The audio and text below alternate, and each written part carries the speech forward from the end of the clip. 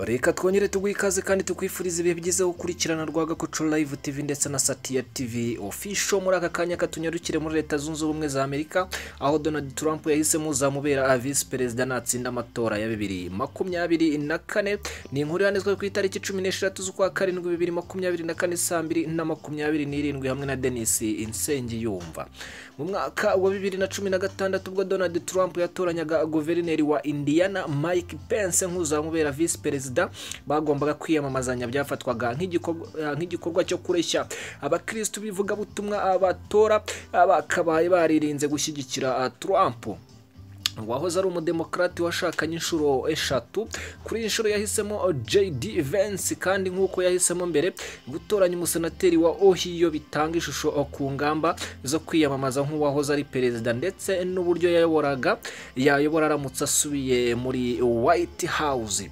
Aya mahitamo ngo yerekana ko Trump azi ko aya matora azayatsinda kandi agatsindwa muri leta nke ziganjemo inganda zo mu burengerazuba no hagati nk'uko tubikesha BBC.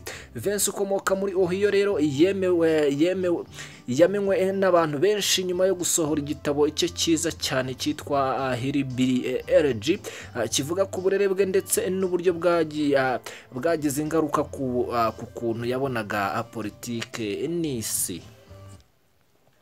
Aho rero ni muri Leta Zunze Ubumwe za Amerika. Ukurikije amateka ye ngo Vance ashobora kuba mu mwanya mwiza wo guhuza no guhingufa ubwoko bw'abazungu b'abakozi basanzwe bafashije Trump kugera ku butegetsi muri 2016.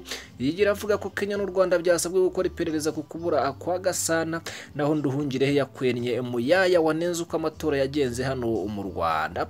Katugushimire cyane no gukurikirana amakuru yacu muri aka kanya, tukurarikira andi menshi kuza. Nyagasana akomeze kubahaza ibyiza. Ciao ciao.